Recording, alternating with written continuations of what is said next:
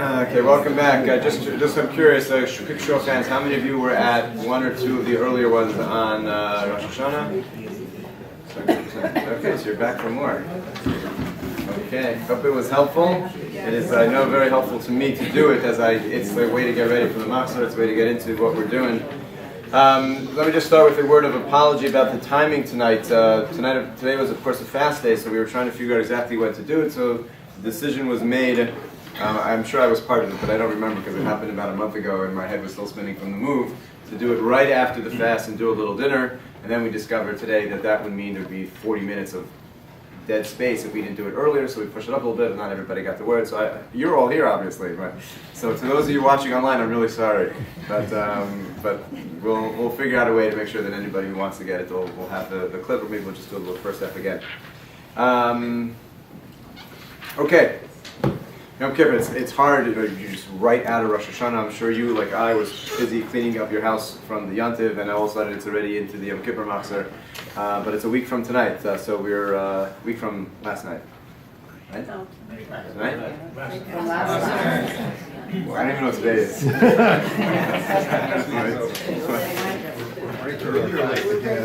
Early or late? I know it's going to be on time, I just don't know when that is. Beware of Ruby with a camera barging into your office. You do not know what's going to happen. Okay, the sheets in front of you are not a traditional handout. It's really, these were the notes that I just did for myself to be able to guide myself as I was going through the evening, and I figured once I already did it, I would share it with you. But it wasn't set up or designed to be a handout for you, so if it doesn't make sense or there are phrases there that don't really work, that's because it's for me. But we're going to go through it, so if you want to use it to take notes or just to follow along, it's totally fine. But just to be aware of that, it's really just to help me work through the night. Okay, let's begin. The Yom Kippur Machzor is enormous. There is so much going on Yom Kippur, from Kol Nidrei throughout the davening, the Shemona Esrei. Musaf is a world unto itself. Then you have this special tefillah called Ne'ilah, which you're all familiar with, all of which deserve a class to really prepare ourselves for and get familiar with. We only have a certain amount of time tonight. So, like with Rosh Hashanah, we're going to break it down. What we're going to do tonight, Mirza Hashem, will be Kol Nidrei. We'll do Kol Nidrei night, and we'll do what's known as the Vidui, the confession, the element of the siddur that's added to the Shemona Esrei, to the silent Amida, in which you spend your back begins to ache as you're bent over, clapping Al Chet. So we'll go through those two components, and we'll leave Musaf for another year, and we'll leave Ne'ilah, Mirza Hashem, for another year, another opportunity. Okay, so let's start with Kol Nidrei. Kol Nidrei, with its haunting tune that everybody knows and loves, it conjures up all sorts of images as the shul is filled, everybody's dressed in white. Kol Nidrei is actually I would refrain from using the word bizarre, but it is actually a bizarre start to Yom Kippur. It's the holiest day of the year. It's a day in which we are angelic, aiming to be angelic. And we start with this tefillah. So you would think it's of great importance, it's great significance what this tefillah is, and what it actually is, if you've ever spent the time while the chazan is chanting Kol Nidrei, actually reading through the English translation, it's really a legal statement that's not inspiring, it's not enlightening, it's just a declaration of vows, both that were made in prior years, the prior year really, and future vows that you'll make in the coming year, that we hereby declare, as we begin Yom Kippur, those vows should be null and void. I don't want to be bound by them, not by the ones that I made, not by the ones that I will make. There is much discussion amongst the commentators. Is it really supposed to be focused on vows that were made or vows that will be made? Many of the Machzorim really incorporated both into the actual text, and it sort of touches on a little bit of both. And that's the actual words of what we say for Kol Nidrei. Before we get into a little bit of what, let's do that right now, actually, once I already mentioned that. There are two reasons which are given why we start Yom Kippur with this. Why do we begin with this idea, this Kol Nidrei? The first is on your sheet, it's letter B if you just want to follow it along. A Jew has to understand as we begin Yom Kippur that words matter. A Jewish Rosh, it's out there in the world too, but the world sometimes gets confused by a phrase that we're taught in kindergarten, which is very much not true. It might be one of the greatest lies ever perpetuated by the English-speaking people. Sticks and stones. Sticks and stones, thank you very much. Sticks and stones may break my bones, but words... Who made that up? Who made that up? That's horrible. Every human being alive knows that probably the greatest pain that we've ever experienced comes from words that somebody else said to us. Those words, they stick with us forever. They are biting, they are painful, they are crushing. In the same way, words have the power to build and to create. Many of us can probably point back to something in our lives in which we took a certain path, a direction, maybe in a career, choosing a school, choosing a spouse, which was because of words that somebody said that built us and made us into who we are. But words have the ability to destroy as they have the ability to create. And it's a very, very Jewish idea that when a Jew says something, he means it. When a Jew commits to something, your word is gold. That's the way that it is. That's the way that it should be. So we begin Yom Kippur, which is going to be about words. We're going to do a lot of words, a lot of speaking, a lot of confessions. So one might think, I'm just going to, as they say, say all these words. The words themselves aren't really what's going to do it. It's the fact that when we say something, we mean what we're going to say. We're going to understand what it is that we're going to go through. So we begin Kol Nidrei night, we begin Yom Kippur night with a statement of, my vows are meaningful. If I committed to something, it means that I'm going to do it, and I'm not going into Yom Kippur not having fulfilled something. That is not something I want on my record, that I've committed to something and not yet fulfilled it. So we nullify vows going in, and that's the attitude that we have going into the day. A Jew's word is literally gold, and therefore I'm going to clean up anything that I might have said, and I prepare myself for what I'm about to do over the next 24 hours. There is a more Kabbalistic reason that's given as well for Kol Nidrei. There are many midrashim that the sages describe in different instances in which God, so to speak, has enough with the Jewish people and vows exile on the Jewish people. So we needed to nullify his vows too, because it's been a long 2,000-year exile. We've been away from home for a very, very, very long time. We live in a day and an age where we actually see the light at the end of the tunnel. We actually see almost half of the world Jewish population back in our home, back in Eretz Yisrael, back in Israel, setting up a country, and we're progressing slowly. We'll be more than halfway there very, very soon, and then we'll all be there shortly. But this is new. 67 years ago, it was just total exile, a small little handful of Jews living in Israel, and it was 2,000 years. But it's been a long exile. It's been a long exile. So Kabbalistically speaking, we say, God, we are nullifying all of our vows. All the things that we said, be it as if I'd never said it, sort of hinting at the vow that you clearly have taken that has left us here in the exile for so long. It's a request, a begging, a pleading to nullify that as well. Before we go into a little bit of the text of Kol Nidrei, the Medrash actually compares us to angels on this night. Medrash says the Jewish people on the night of Kol Nidrei, we come to shul. The Medrash itself already describes us as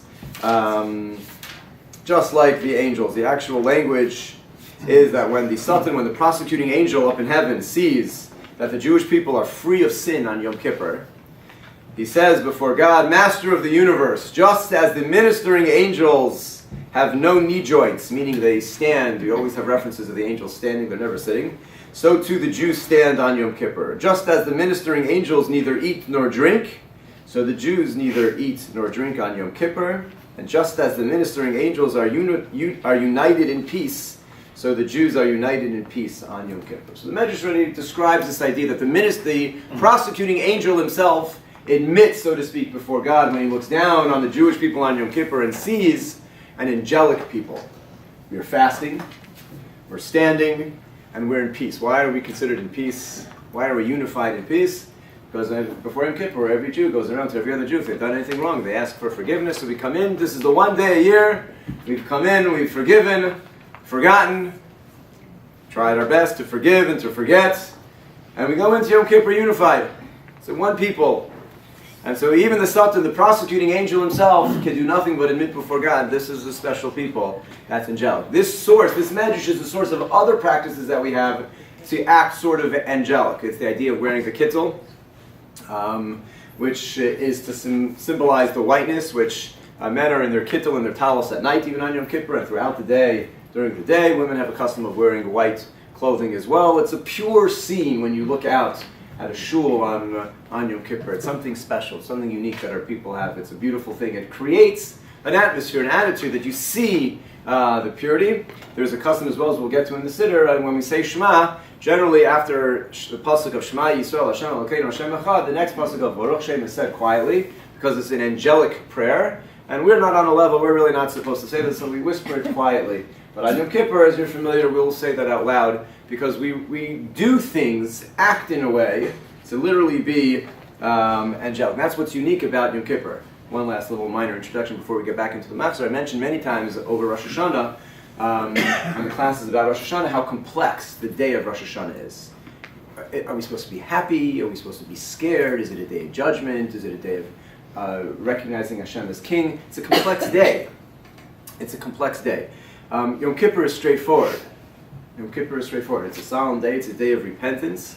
It's a day of closeness to Hashem. It's the ultimate closeness. But we act angelic. It's a day that's not like the rest of the year for us. The rest of the year we eat, we drink, we take part in the world, we wear shoes. Today we are angelic. Today we are pure. Today we are free of sin. And we do things that create that. Yeah? What about the words Baruch Shem Kavod? That's angelic about them. I don't see it. We say so many things that are so similar. From the source from where Yaakov, the Chazal described, where Yaakov said it with his children around him, it's probably, I don't know if it's because they can actually say Le'olam Ved, but you're saying because we use the word Le'olam Ved many times as well, it's whatever it means. It's those two words, Le'olam Ved, that's the magic in there? Or? I don't know if it's the Baruch, his name should be recognized. I don't know, it's a fair comment why that is, but I don't have a great answer to that, what it is about that specifically. And in some ways, we don't resemble the angels on Yom Kippur. We sleep, we use the washroom. Yeah, listen, we're not angels. At the end of the day, I hope I'm not fooling anybody. We are not real. We don't actually become angels on Yom Kippur. So we are as close as we can be. Okay. Anyway, so going back to what I said. So yeah. Sephardic Jews, do they also dress in white? Because obviously they wouldn't call it a kippur. No. Yeah, they don't have the custom wearing. I don't know. They don't. Just an Ashkenazi thing. So Yom Kippur, as we go through the Machzor, so Rosh Hashanah, when we went through the Machzor, what we saw over and over and over again was a very universal prayer. It was a declaring Hashem King, not just over us as Jews, but a desire, a yearning to see God as King over the whole world. And if you paid attention to the Machzor as we went through Rosh Hashanah, very, very, very little individualized prayers. Very little, almost nothing in which on Rosh Hashanah a Jew says, I need this, grant me that. It's really not what it's about. It was about, I want to see you recognized as a king over the whole world. Very universal, very lofty, very large ideas. And Yom Kippur is going to be not that way. Yom Kippur it's about me. It's about me, it's about my relationship with my Creator, and it's about fixing that. And it's a very different feel to the Machzor. It's very personal. As much as Rosh Hashanah is kingship universal, very, very personal. Which is why many people ask the question, why Yom Kippur comes after Rosh Hashanah. If Yom Kippur is the day that our judgment is sealed, so and if Rosh Hashanah is the day of judgment, and Yom Kippur is the day that our sins are forgiven, so one could have made an argument, I'd rather go to court after my slate has been wiped clean.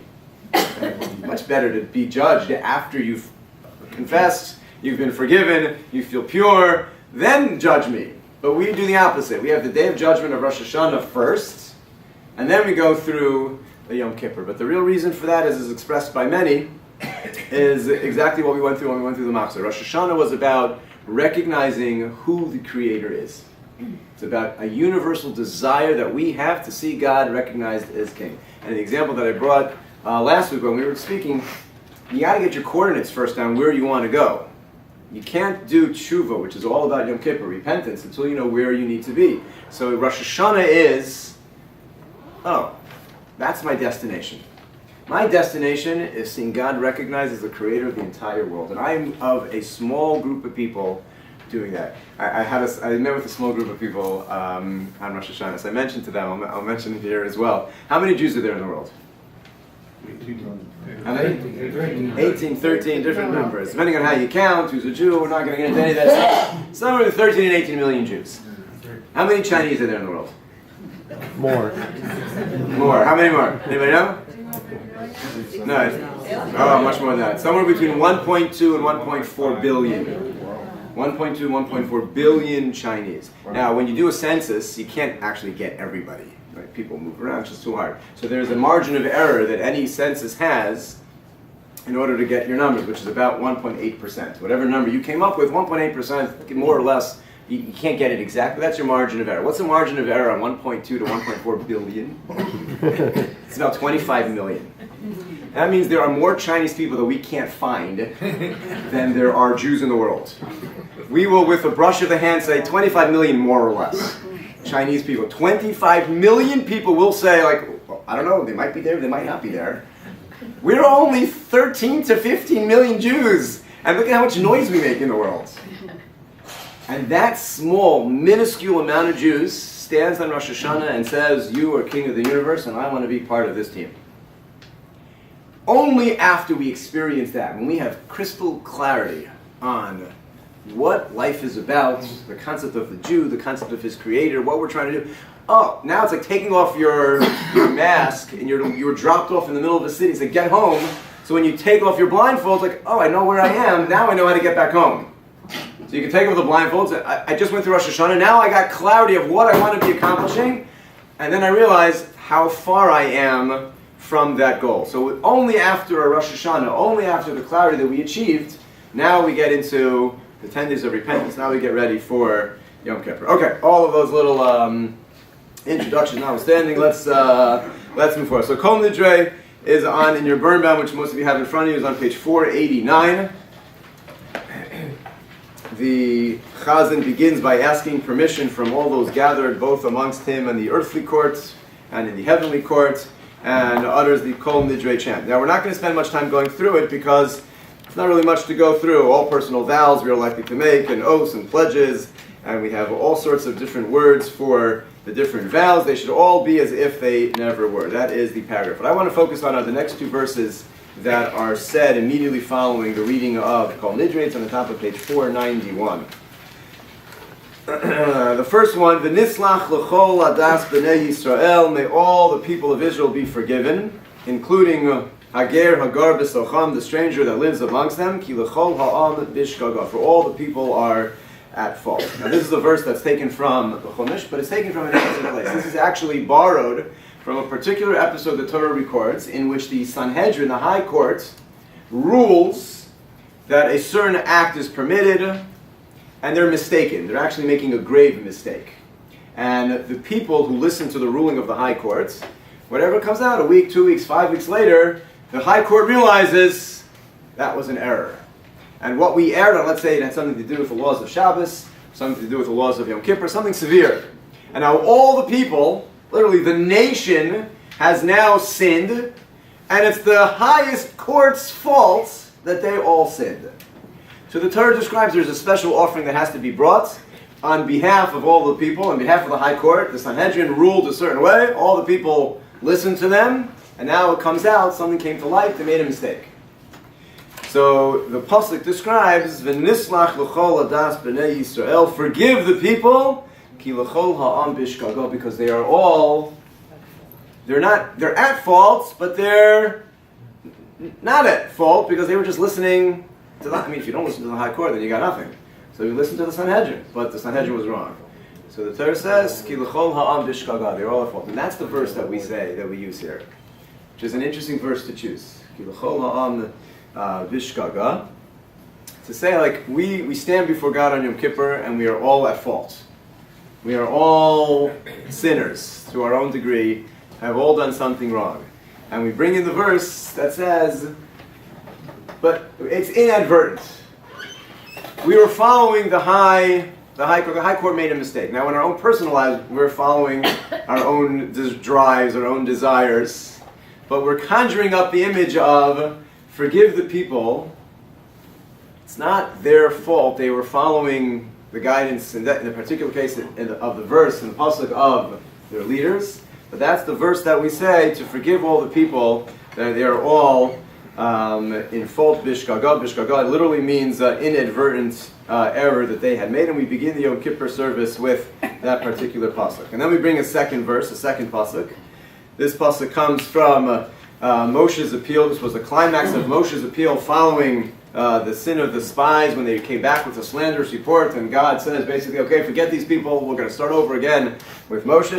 Moshe beseeches Hashem on our behalf, and at the conclusion of that says, Slach no la'avon ha'am hazeh kagodel chazdecha, forgive the iniquity of these people like the greatness of your kindness, kasher nasos olam hazeh mitzrayim v'hein, as you've carried these people and forgiven them from Mitzrayim until now. Vayomer Hashem salachti kidvarach. And this is also what we reference, like we come by it honestly. The fact that we're standing here on Yom Kippur again, having fallen short of the goals and ideals that we wanted to have. But you, God, have forgiven them from the beginning of the time that you made us into a nation. You took us out of Mitzrayim. You go through the Chumash. It's one mistake after another. And Vayomer Hashem salachti kidvarach. And I've forgiven them. And so we conjure up that image as well, that's sort of the pact that we have. That we might make mistakes, but you have always listened to Moshe and always listened to others on our behalf and to forgive us. So those are the two verses that we reference as we begin Yom Kippur night. Okay, that's it for Kol Nidrei. It's fairly straightforward. It's just the paragraph annulling our vows and then these couple of verses. And then there's a bracha Shechianu. Now if you like candles, you would have made the Shechianu. And for the men, since there's no Kiddush, obviously, on Yom Kippur, so we say Shechianu here in Shul. But the fact that there is a Shechianu, again, brings in this idea that over the course of the day, despite the fact that it's a day of introspection, it's a significant day, it's a reverence, but it's also a Yontif. It's a Yontif. So we're not going to get too much in tonight, but there's much to talk about. It's a day of joy, it's a day of Simcha, the closeness, the purity, the freshness that a Jew has on Yom Kippur, being angelic. Sitting in shul, no other worries, I'm not doing anything else today. It's the easiest day, I find, the easiest day to sit in shul. Rosh Hashanah is much harder. Because you all know Rosh Hashanah, what's waiting for you when the rabbi finally finishes speaking. You're going home, you're having a meal, you're with your family. It's much harder to sit in shul on Rosh Hashanah, I find. On Yom Kippur, I'm not doing anything anyway. So, alright, it's actually sometimes easier, like I'm doing something here as opposed to, than going home and just waiting to go back. So it's, but it's the Yontif. It's the Yontif. It's the Yontif. There's a Simcha Shechianu, V'kimanu, V'giyanu. We are thankful for having arrived and achieved at this day to be able to go through another Yom Kippur. Okay, let's get into Mar. So before we do the Shemona Esrei, there's just one point that I would like to point out. On page 501, is at the end of Mar, right before we start the silent Amidah, the Shemona Esrei. Before the Kaddish, there is a pasuk that we say. Now, every Yontif night follows the exact same pattern. It's Mariv, and then right before the Kaddish that leads into the Shemona Esrei, there's a pasuk that's quoted that basically summarizes the essence or theme of the day that you're going through. So, for example, on Shabbos, you have it here in front of you in parentheses. It's V'shamru b'nei Yisrael esa Shabbos l'sosos l'Shabbos l'dozen rezon. The psukim that describe the Jewish people keeping Shabbos. Those are the verses that we say because it's Shabbos, so we quote psukim from that. On Yontif, it's Eila Modei Hashem Eila Modei Hashem Asher Tigros Vayidaber Moshe's Modei Hashem B'nei Yisrael. Hashem Moshe taught all of the Jewish festivals to the Jewish people, and that's the verse that we say before a holiday, Pesach, Shavuos, or Sukkot. So what pasuk do we say on Yom Kippur? Ki bayom hazeh yichaper aleichem letaher eschem, because on this day he shall atone for you, or atonement shall be made for you to purify you.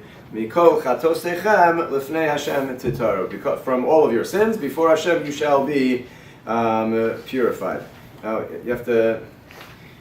The Berman translation is pretty old. So letaher really means to purify. Atonement should be made for you. So they translate it here as cleanse. A purify would be a more pure translation of the word litaher.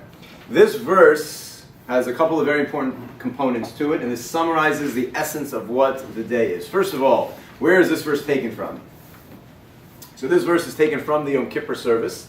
The essence of Yom Kippur is the service in the Holy of Holies that the Kohen Gadol, the high priest, would do, which is the only time of the year that he walks into the Kodesh HaKadoshim, the Holy of Holies in the Beis HaMikdash, only on Yom Kippur. And almost most of Musaf is a reenactment of what the high priest, the Kohen Gadol, would do on Yom Kippur. So this pasuk is describing the service that the Kohen Gadol would do. On this day, he will atone for you and purify you. That word "he," is that a capital H or a lowercase h? It's a lowercase h. In context, if you were to look at this pasuk in the Chumash, you would say the Kohen Gadol is going to do this, and then the Kohen Gadol is going to do that, because the Kohen Gadol on this day will achieve atonement and purity for you before Hashem. When he goes into the Holy of Holies and does his service in there, you will be purified. That's the simple meaning in the context of the actual pasuk. The sages already saw in this a capital H, that what they refer to as the itzumo shel yom, the essence of the day itself, is so significant that on ki bayom hazeh, on this day, he, capital H, the sages read, will atone for you and purify you through this day. There is an opinion in the sages that Yom Kippur atones even if a person does not do tshuva itself. A person could sleep through the whole day. The day is so powerful that even without doing anything, you achieve atonement. It's one of the opinions the Mishnah quotes.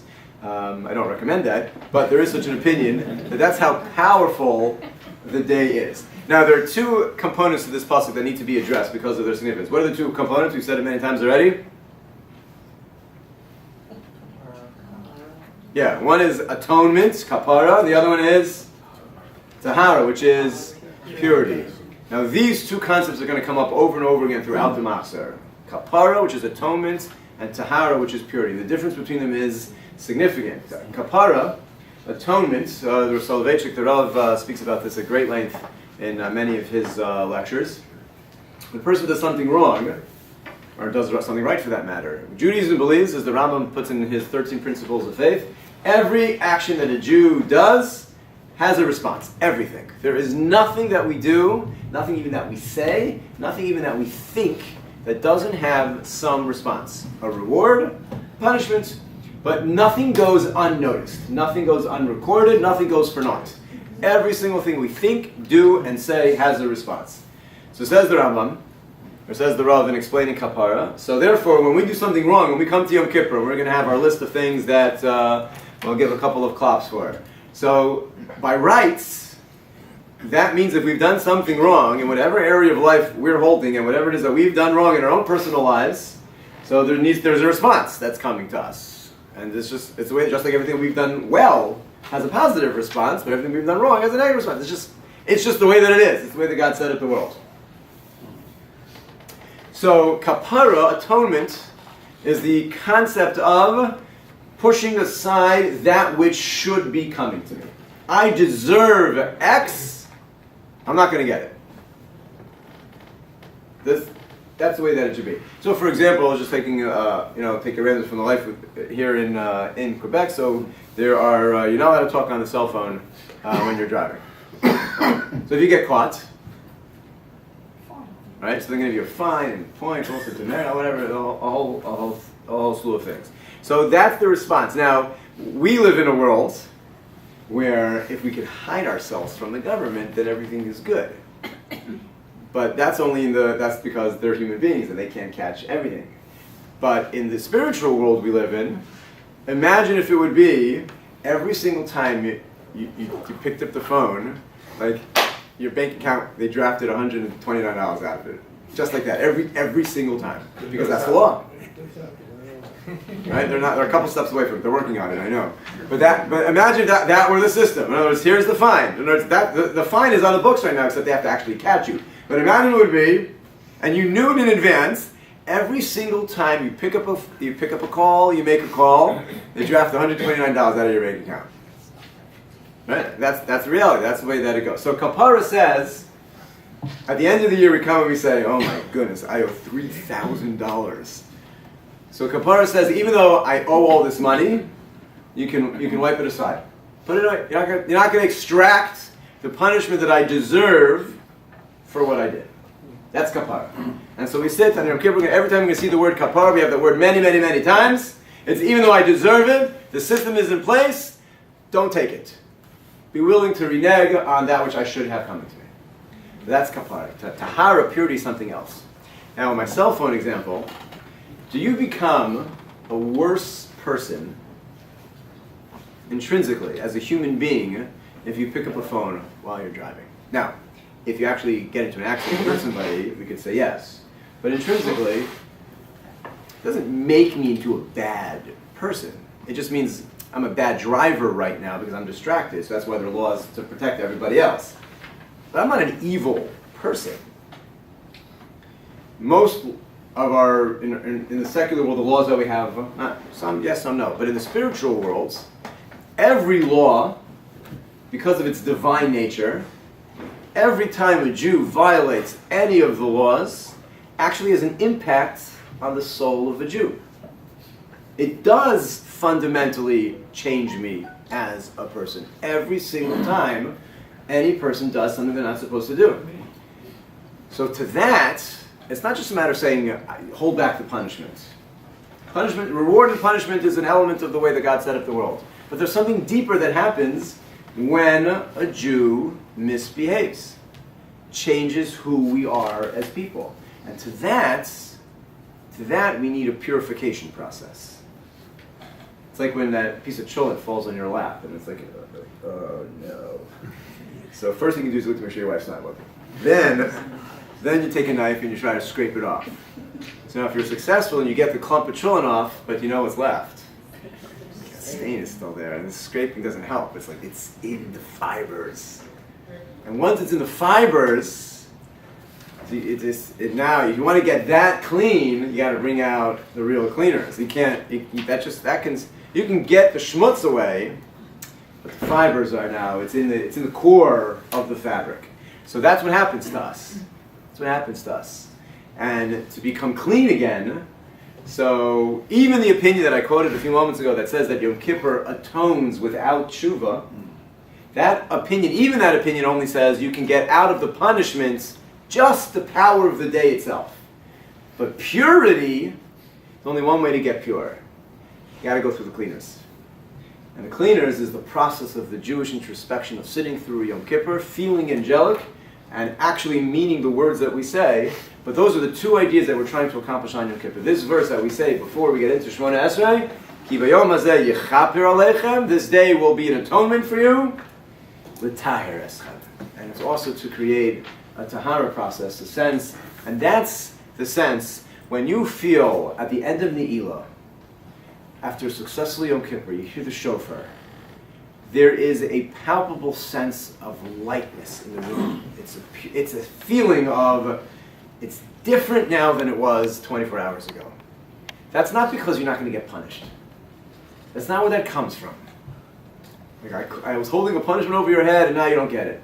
That's step one. That's a feeling of tahara. It's a feeling of being pure. Ashreichem Yisrael, as the great sage Rabbi Akiva says, how praiseworthy are you, Jewish people.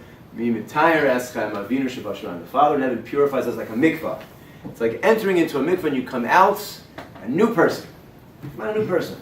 Yom Kippur is a mikvah for the Jewish people. We enter in Kol Nidrei, and we come out after Ne'ilah, and it's literally, it's a new person, and that's from Tahara. That comes from purity. Okay, well, let us continue on. Okay, so let's work through a little bit of the Shemona Esrei. So most of the Shemona Esrei we did, it's the same as Rosh Hashanah. We have the additional phrases on page 503, first paragraph in, Safreinu l'chaim, remember us for life, which we discussed. We have additional paragraph of Michamocha al Barachamim, who is like you, merciful Father. The comparison, the first line was, O King. This is the line of Father.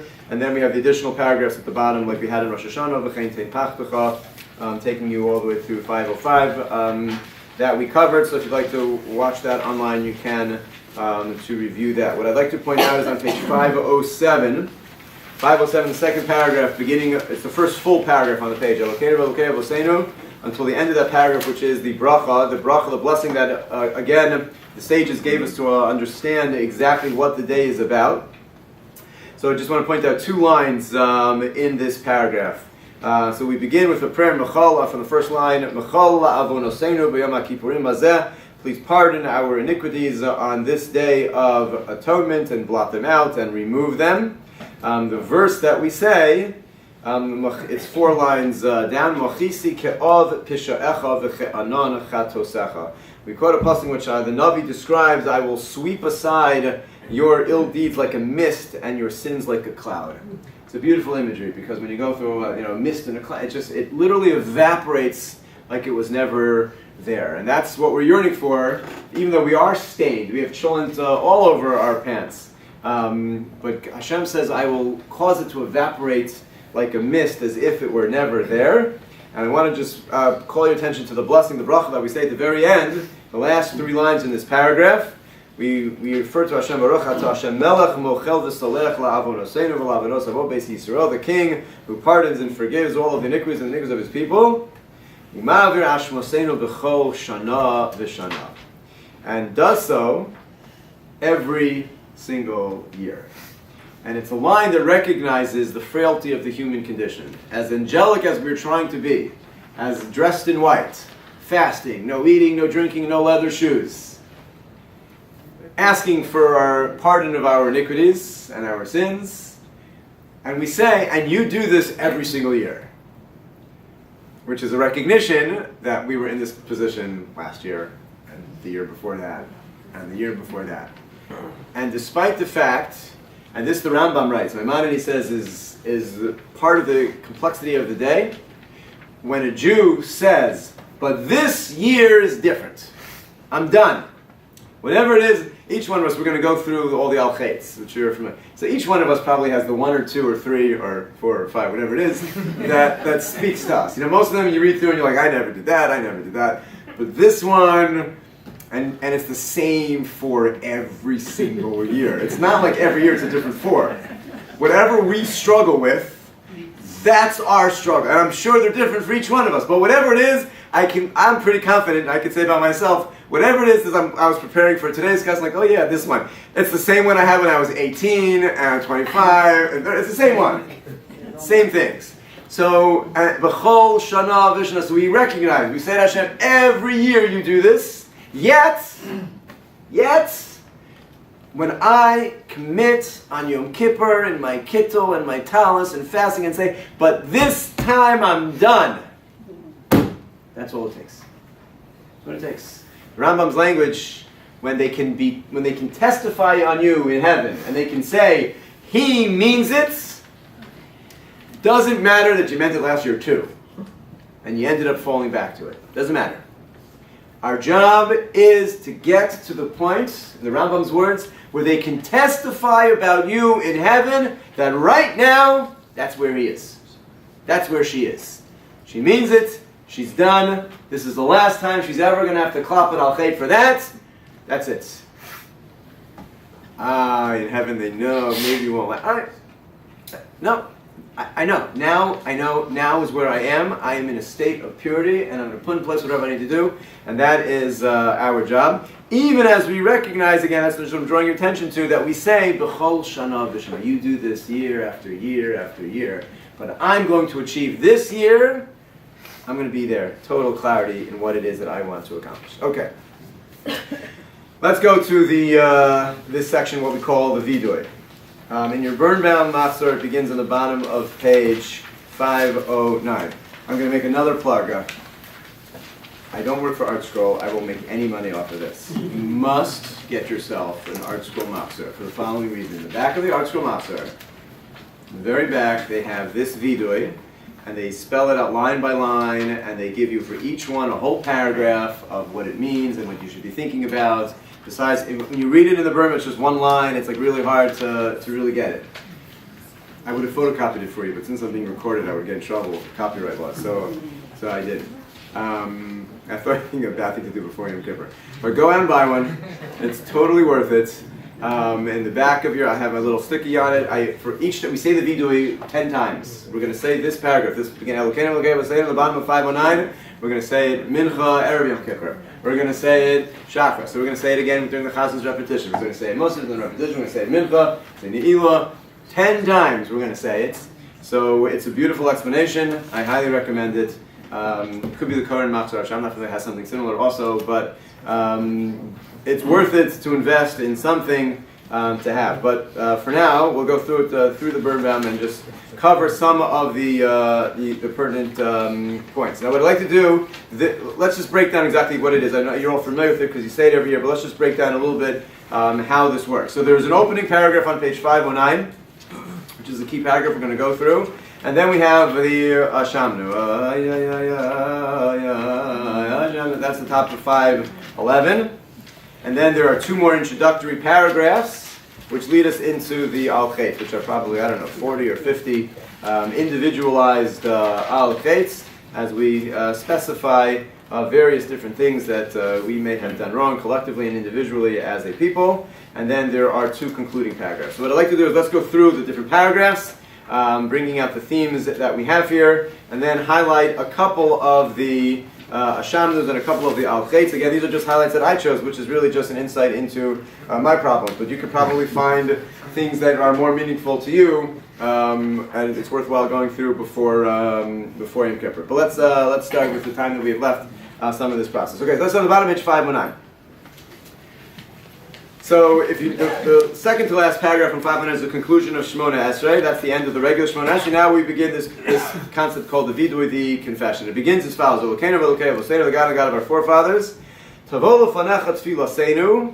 May our prayers come before you. V'altis alam mitchinaseinu. And do not ignore or literally hide yourself from our plea. And that is a very interesting way to start a tefillah. We are about to confess. It's a long confession, all the Hashamnus, Al-Chets. And what's the first thing we say to Hashem? Don't hide yourself. Don't ignore our plea. Now, if you think about the imagery of somebody, a figurehead, ignoring something, so the image that comes to mind for me is that of a child asking for something, but it's already at the point where the parent has totally toned the child out, or they're busy on their phone, or whatever it is, and they're not hearing the child.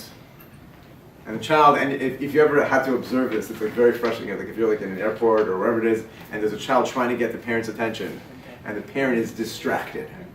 Parent's on the phone, doing whatever, and you see it playing out, and the child is just over and over and over and over, like, mommy, mommy, mommy, mommy, mommy. And eventually you want to just slap them, like, will you listen to the kid, please? I'm like, oh, I didn't hear anything. So we start with don't ignore. Now, in our worlds, we sometimes ignore our children or others because we're distracted.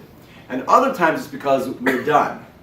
Like, I told you no, and now I am intentionally ignoring you.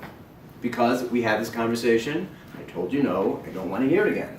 But either one of those are the same scenario in which the child is begging, pleading for attention, and the parent will not grant it. And so we begin the confession. Please, al tis'alam mitchinaseinu. Don't hide yourself. Don't ignore. At least give me a chance to get this out. Give me a chance to be sincere. Give me a chance to say what I need to say. She'ein anachnu azei panim ukshei oref. For we are not so obstinate or insolent to say before you, Tzadikim anachnu v'lo chatanu. We are righteous and have not sinned. Meaning, we are obstinate. We're not that brazen. Even we are not so brazen to say before you, we're righteous people. Aval, we conclude, indeed, anachnu chatanu. If there's one phrase to have intention for, as you say this opening paragraph, it's those last three words. If you could only say three words of the entire Yom Kippur, these are the three words. Aval, anachnu chatanu. I admit, I'm willing to stand before you and say, I have sinned. And as you all know from any relationship, in any human relationship, if you can't start there, then the rest of the conversation is meaningless. If you can't acknowledge it, you can't own it, you can't take responsibility for it, so then there's nothing else. So we start with a paragraph of Please hear what I'm about to say. I am not brazen enough to say I've been perfect. Indeed. Aval anachnu chatanu. And with that, we can then begin. Yeah. What is the difference between this and every day when you say Shmona Esrei and you have the repentance and forgiveness? Every day you say it. Mm-hmm. It's not as in-depth, but why would you say here this time, don't go away, listen to me, as opposed to every day? Aren't you expecting God to listen to you every day when you ask for forgiveness and repentance? Yeah, no, that's a fair point. We do. We do say it every day, and we do expect Him to reply to us every day. I'm assuming that's just because of the significance of this day and what's at stake, that it's more drawn out. But you're right. There is one of the brachas in the Shemona Esrei every day is Hashivenu min l'sarasecha, and we ask for v'chazirenu b'tshuva shlema l'fanecha. 100%. That's true. Okay, then after our opening paragraph, we get to the. So if you just read the words, I know I'll speak for myself. This paragraph doesn't speak to me. We've acted treasonably, aggressively, slanderously, brazenly, viciously, fraudulently, willfully, scornfully, obstinately, perniciously, disdainfully, erratically. I don't know. Like, what does it mean? What is it referring to? What did I do? It's hard for me to recall something. So I point, like, translations are so important, because if you don't speak Hebrew, if you're not a natural Hebrew speaker, so then we're relying on the translation to get meaning. So it's hard. It's hard. Get yourself one of these. We're going to go through a little bit now. But it's, there's a lot here. This paragraph, yeah.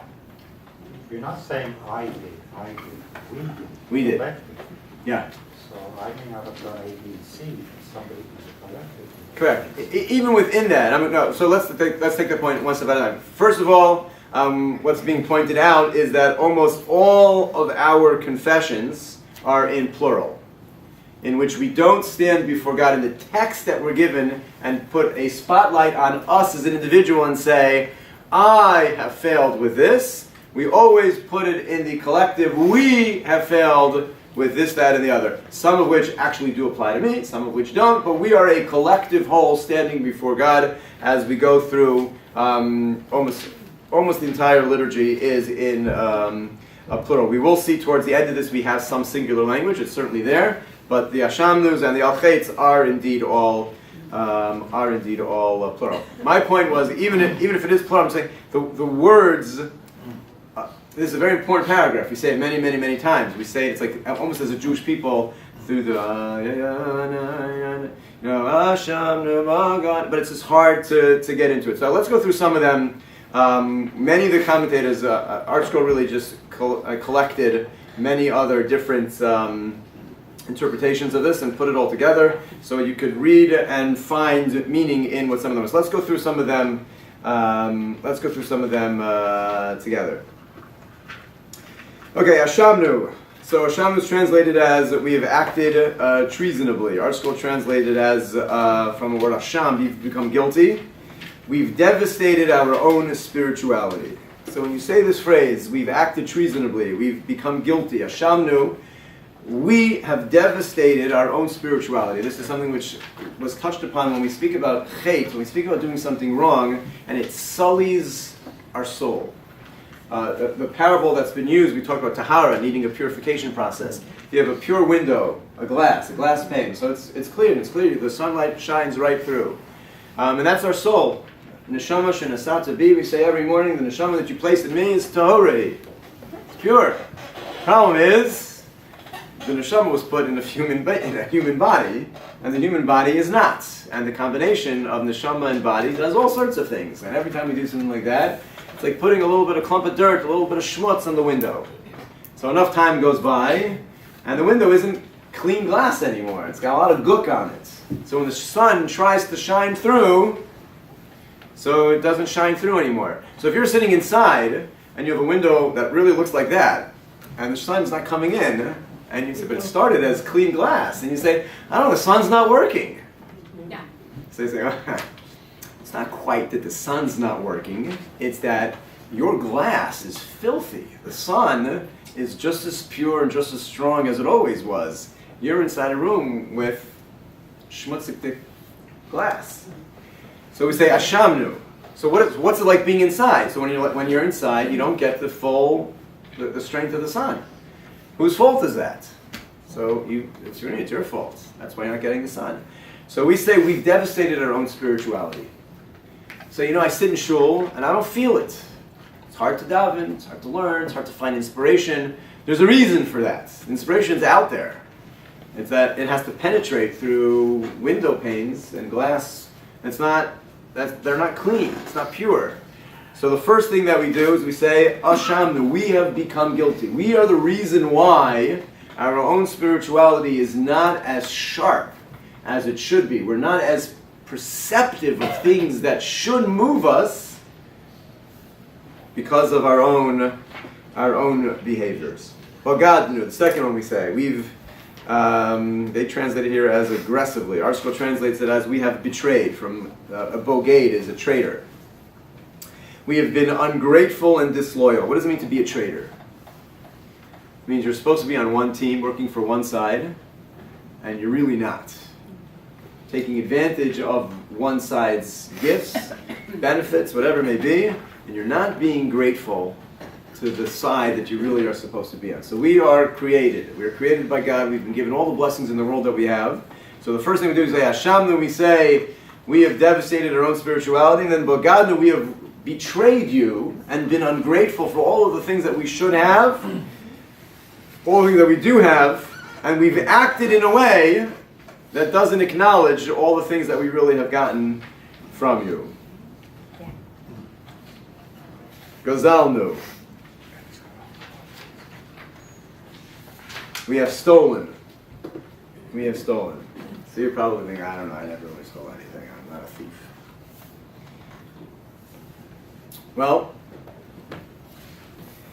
besides for not fulfilling personal responsibilities, we also steal all sorts of other small little things that we are really responsible for, whether or not we're using other people's property without payments.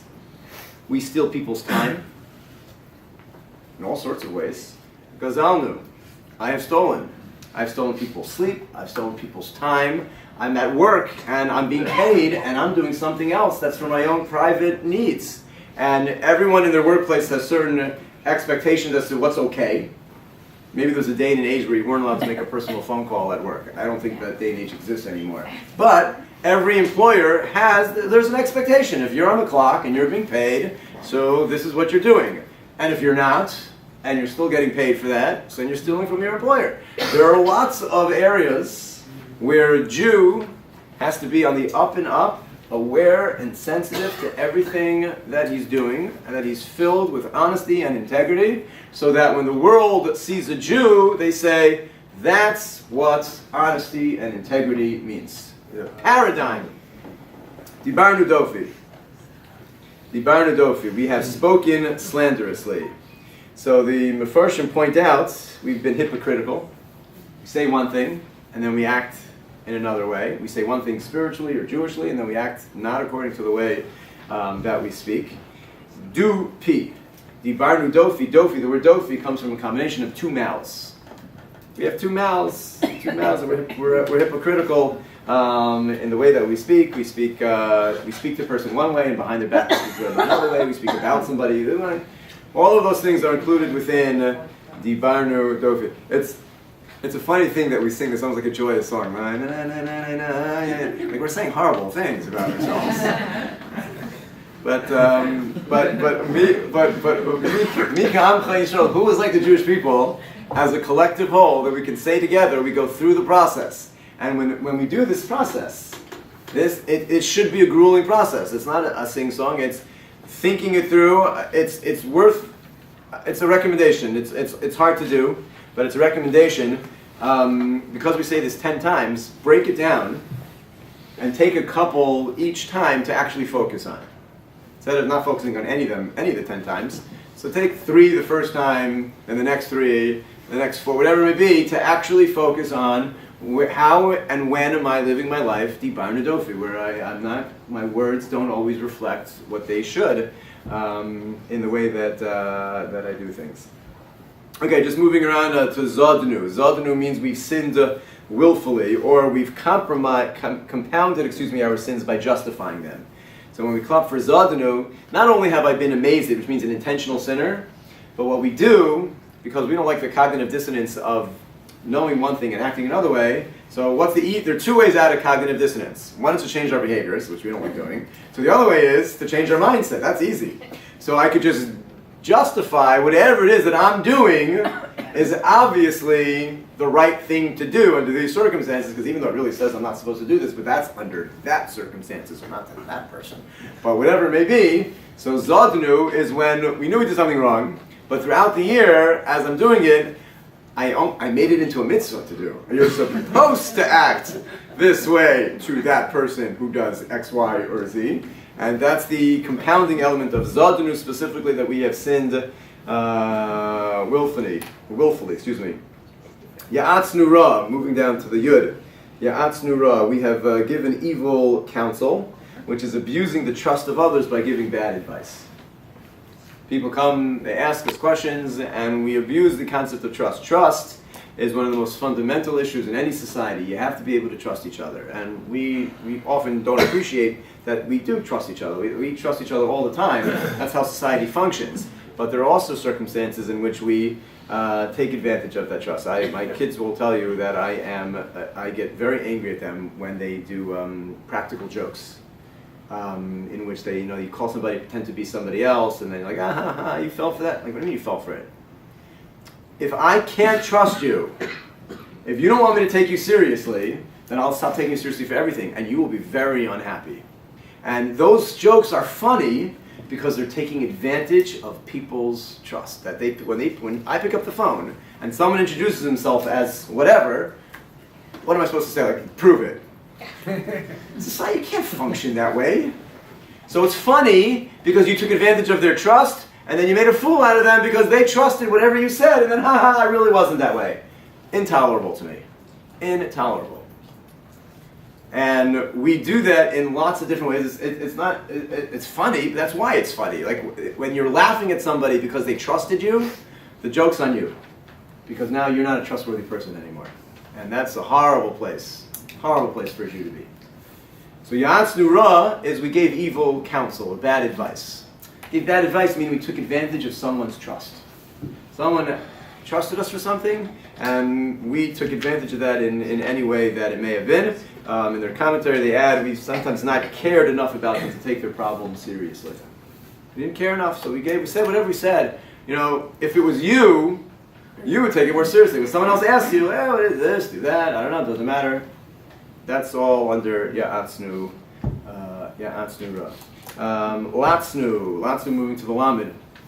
We have scorned. The word lates, in modern Hebrew, anyone? What's a lates? It's a clown. A latesan is somebody who's mockery of things, everything is a joke, nothing is serious. So we say to Hashem, Latznu, we have made a mockery of serious matters. Often, you're around, it takes one in a classroom setting, for sure anyone who's a teacher knows this to be true if you remember your schooling days. Teacher's trying to give a lesson, it's a serious moment, and it takes one wisecrack from one kid, and the whole room is lost. The whole room is lost. And we do that in ourselves, we do that when whatever's going on often feels it's too much pressure, it's too heavy, so you make a joke, make light of the situation. You just ruin the whole thing, not just for you, but for everybody else around you. Because as soon as you make mockery, you make light of a serious situation, so then it's hard for anybody to take that seriously, and so that's something that we clap an al-chay for Latznu. Let's do Maradnu, the next one, the Mem. Maradnu, we have rebelled, demonstrated defiance of God's will. This one, in the notes here, they bring from the Mefarshim that sometimes we end up with a different type of cognitive dissonance, in which there's a commandment in the Torah, and it doesn't fit with our world view of what should be. We have our own perspectives. Every Jew living in every century, in every society, is affected by all the things around us. And we have perspectives on what's right and what's wrong. And every once in a while, you run into a situation in which my view of what makes sense, of what's appropriate, what's ethical, doesn't fit with what the Torah says is appropriate, correct, or ethical. So what happens when we have that tension? So many times we will therefore push aside God's law by either saying it doesn't apply anymore, it doesn't make sense, whatever we'll do to justify it. But what we're doing is we're trying to take the Torah and fit it into our worldview of what makes sense, which is backwards. What really is we need to take ourselves and fit it into what the Torah tells us is pure, divine, eternal. But we often struggle with that. And there are many, many issues. Every generation has its issue of specific elements of the Torah which just doesn't fit with the world around us. And we clap and al chet maranu when we were willing to say, okay, we have it right and God had it wrong. Okay, that's not, that's maradu. That is, we have rebelled against your will. Kishinu oref, we have been obstinate or literally had a stiff neck, which means we've refused to see God's hand in life. God's hand is everywhere, but you have to have your eyes open to see it. It's like not having a radio and saying, I don't know, there are no radio waves around. Of course there are. If you have a radio and you turn it on, you pick up the radio waves. So God is everywhere. His presence is everywhere, His impact is everywhere, His influence on us is everywhere. But if you don't turn the radio on, you're not going to see it. And so when you don't see it, you live life, and you say phrases like, I fell on hard times. So a simple phrase like that, just using you as an example, I fell on hard times. I fell on hard times is a phrase which implies, like everything is totally random, like a bunch of circumstances happened, they're like, Nebuchadnezzar, I fell on hard times. Which is totally taking out of the equation that there is a God, He has a plan, and you're going through what might be a difficult time, but it's not like I just like fell into it and just sort of happened. It's there is a God and He's directing and creating, and we need to relate to Him that way. And one of the things that we call an al for is kishinu oref. We have been obstinate in refusing to see God's hand. Okay, I have a few more things. It's already been an hour, so I always think that an hour is like the limit for people being able to sit. So I'm happy to go on. I'm standing, so it's easier for me. I'm happy to go on a little bit more. If you had enough and you need to leave and go somewhere, it's totally fine. I will not be offended in any way. But I'm going to finish up. I just want to, for those who are too embarrassed, I'll close my eyes. Go ahead.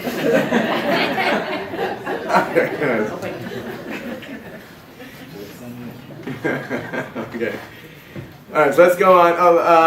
Okay. Let's do the couple of a few more. Like really nobody. Like Okay, Sarna Mitzvosecha. So we finished with the Yashar. We didn't go through all of them, but those are just some highlights. As I said, you're getting an insight into my problem. So, but there are others that are also worth going through. Sarna Mitzvosecha Mishpatecha Hatovim. And then we say what to me is a beautiful phrase that I always like to try to stop and think about. Velo shavalano. We have turned away. Sarnu means to move or turn away from your mitzvos and your mishpatim, your laws. Your precepts, your ordinances, hatovim, that are good. We define your mitzvos are tov, your mitzvos are good. And I have turned away from goodness, velo shavalona, but it hasn't helped me in any way. It's not worth it. Enenu shoveli, say from Haman in the Megillah. It wasn't worth it. And it's a line that really defines our attitude on Yom Kippur, which is, everything that you've commanded me is intrinsically good. It's just that as I live my life, I don't see it that way because I want to watch college football, let's say. Just using a random example. So that's good. But you told me that I can't because all the games have to be at noon. Saturday. Key detail. And I got to get rid of the football. You know, I see in Atlanta, like college football's a religion. It's a religion. But here we're going to move to hockey. So we'll switch, but not maybe tomorrow. Okay. 7:07. It's still only preseason, right? So I have a few more weeks to get ready. So what we define, we say your mitzvos are tovim. They're good. They're for my benefit. It's not just my eternal benefit in the world to come. It's my benefit right here and right now in this world. My life would be better with them, and I have turned away from them. Velo shavalana, but. I could sit here now in the clarity of Yom Kippur, following 2 days of Rosh Hashanah, a week of the 10 days of repentance, and now I'm sitting on Yom Kippur, I'm angelic, and I can declare today in a way that I cannot declare the rest of the year, because the rest of the year my vision is clouded. The rest of the year, it's hard for me to see that way. But today, I can make this declaration. Your mitzvos are good. I have separated myself from them and to absolutely no benefit. It's a beautiful line. It's a really beautiful line. Atat tzaddik al kol habol, and therefore you are righteous or just in anything that has therefore happened to us. In much as we question, we always question because we don't have God's view, we don't see the whole big picture, but we can declare, you are tzaddik al kol habol aleinu, everything that comes upon us, you are righteous, you are just. Ki emes asisa, you have acted truthfully, va'anachnu hirshanu, and we indeed have been in the wrong, acted wickedly. What can we say before you, you who dwell on high? What can we tell? What can we say? You know everything. And this is what we mentioned in the Rosh Hashanah class. The feeling of total vulnerability. I'm totally exposed. Everything that I've done, I'm trying to think of some things, and I know I have this experience of like, I don't remember. I can't remember what happened yesterday. I don't remember what happened last week. I'm supposed to go back over an entire year as I go through each word and remember what I did. I don't remember anything. So we say, but I don't remember. But you, I'm totally exposed before. You know, you remember, it's a record in front of you, and I feel vulnerable and exposed that I can say nothing before you, because it's already revealed. You know all the secrets of the world, and then the secrets of every living soul. And again, contrasting, it's the microscope and the telescope. You know the whole universe, and each individual human being as well. The secrets of both. The secret of the world and the secret of my little life. And you look into the inner workings of each person, you search out into their hearts and their insides, nothing is hidden from you. And then we complete this paragraph with a prayer, a tefillah, and therefore, now that I'm exposed, now that I'm vulnerable, now that I'm humbled before you, now that I recognize how good your mitzvos are, and it's been to no avail for me, may it be your will, that you should forgive us, and pardon us. There's what to talk about the different levels of sin, whether or not they were unintentional or intentional, and we put them all together here in this phrase that we should be atoned for and purified throughout this process. In the interest of time, so the Al-Chetz, we could talk about. I think what I'd like to do is let me just go through one other paragraph before the Al-Chetz, and then I'll probably leave that for another time. Let's go through on page 517. And we'll conclude with this paragraph, the second paragraph on page 517. Elokai, we say, Ad shelo notzarti eini kedai. Before I was created, before I was formed, I had no value, I was not worth, I wasn't even here. And now that I've been formed, but it's as if I never have been. This is a paragraph of humility of, I have what to accomplish, I have what to do. And before I was created, so I obviously didn't do it. And now I've been created and I have so much left still to do, so much to accomplish. I've fallen, I am short of what is potentially what I could be. And nobody knows what we could be other than ourselves and our Creator. But we stand here on Yom Kippur and we say, there's so much more that I can be than what I am right now. Afarani b'chayai, I'm like dust in my life. Kal v'chomer b'misasi, how much more so after my few short years here on this earth. I stand before you like a vessel filled with busha, uchlima. I am humbled, I am embarrassed. And I think the sense of embarrassment is when we really appreciate the greatness of God. And we appreciate that we could be so much more. I think that's really where you feel like, I could be so much more. I always find, if you haven't noticed, I have a weakness, not my only weakness. It's an interest in sports. And I'm always left with, not always, sometimes it's pretty geschmack, but when I needed to do something, let's say there's a list, there's your to-dos to get done. And you have a certain amount of time, and you waste away like 3/4 of the time on whatever you're doing. And then you're like, oh, I gotta get it done. Like, I don't have time. I can't get everything that I needed to get done. I'm only gonna get half the list, and there's no excuse. I should have been able to have produced this, and I had the time, I had the ability, and I'm only going to produce that. And it's the worst feeling. It's the worst, because you can never get it back. And whatever should have been done wasn't done. You missed it. It's a horrible feeling. Horrible feeling when you miss that.